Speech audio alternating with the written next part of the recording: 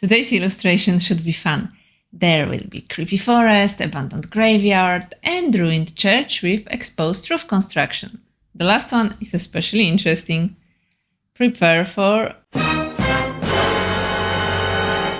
another Halloween drawing. If you saw some of my previous videos, you've probably noticed that I start drawing buildings with their simplified floor plans. Then it's time for walls, even those which are normally invisible, and finally, the roof. This floor plan consists of the main rectangular, a square belfry tower at the front, and a small rectangular side entrance. The side porch will be slightly lower than the main part. And the belfry, including a roof, would be, let's say, 4 times the height of the walls of the main part.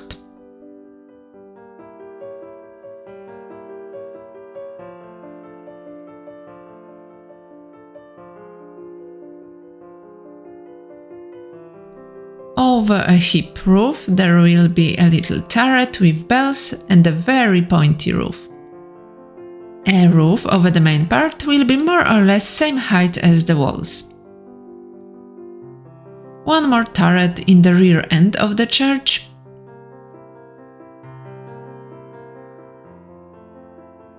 Another standard roof over the side entrance.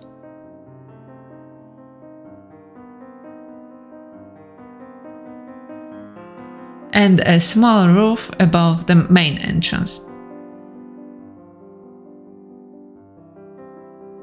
This was the last one.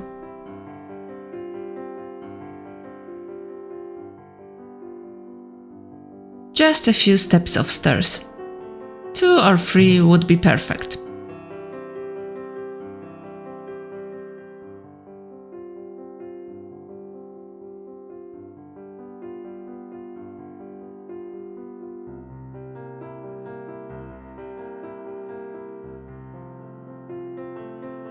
As I've mentioned, the church is going to be an abandoned ruin. The construction of the roof will be strongly exposed, as roof covering is largely missing. This is an excellent opportunity to draw carpentry details, as from the inside this type of roof is much more interesting than from the outside. There can be, for instance, diagonal wooden beams supporting turrets' roofs.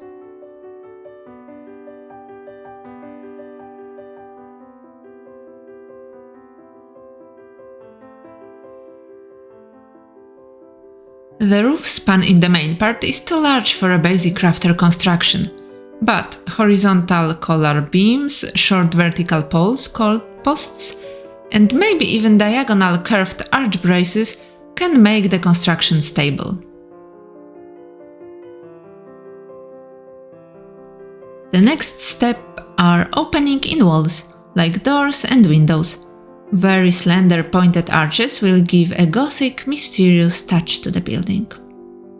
Speaking of mysterious atmosphere, environment can play a huge role, like gloomy leafless forest and graves leaning in diverse directions.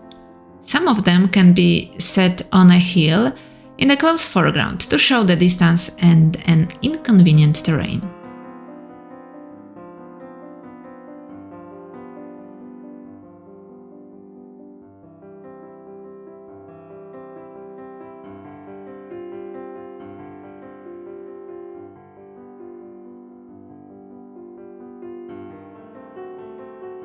An iron fence with an impaled pumpkin.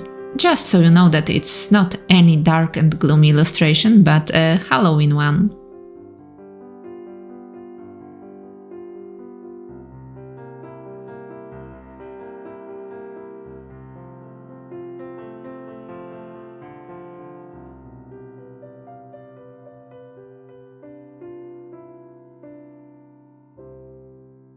Finally, an ink pen. As Churchill would say, it's not even the beginning of the end, but it is perhaps the end of the beginning.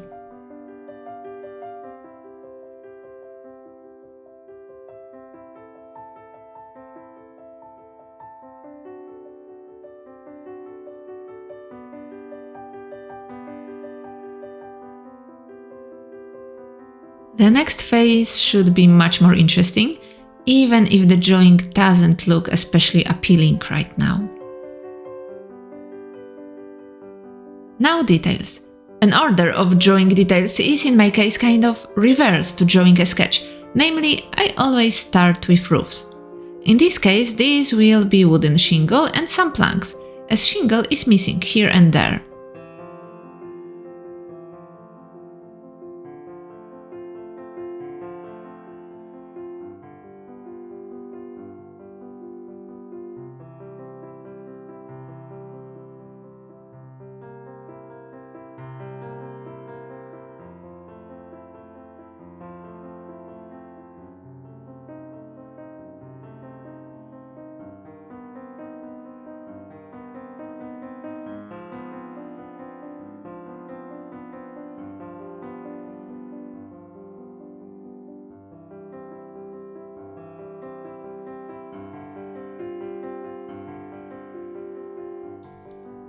The walls are also made of wood, which enables creating some interesting graphic patterns. I really like solutions where pure construction is the main decorative factor. So there are horizontal beams dividing this tall wall into separate levels, and vertical poles dividing walls into smaller planes. Lastly, diagonal slightly curved timber in corners stabilizing the construction. Space between this wooden construction can be filled with a double layer of horizontal planks filled with scopes and clay.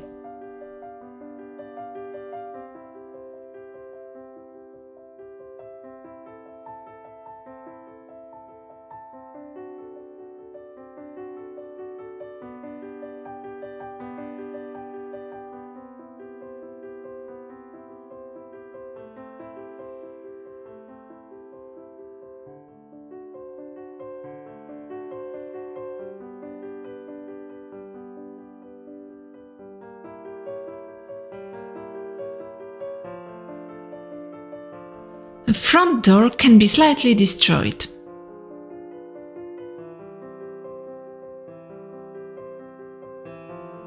Gables are a great spot for constructional decorative elements, like curved beams. Side door is torn out and just put against the wall. The next stage is my favorite, drawing textures. Especially wooden textures are charming.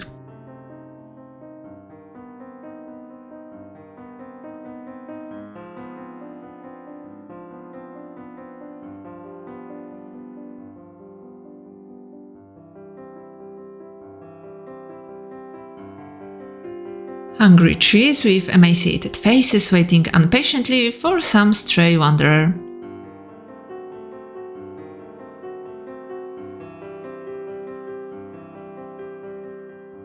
Yes, these little weird branches were meant to be hands.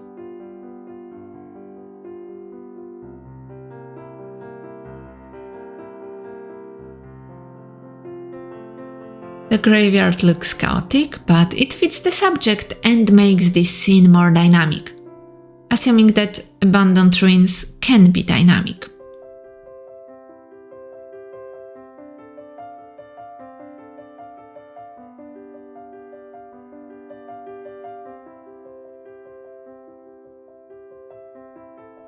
Finally, a pumpkin, with a face expressing strong dissatisfaction with the circumstances.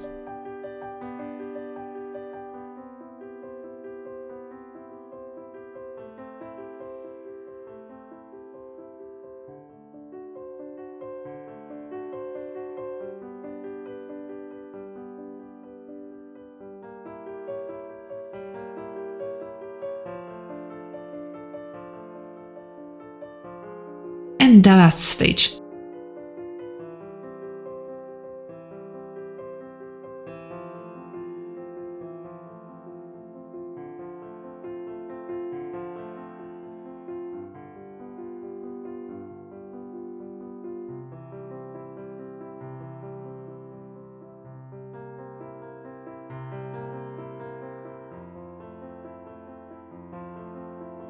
And a Halloween must-have: bats.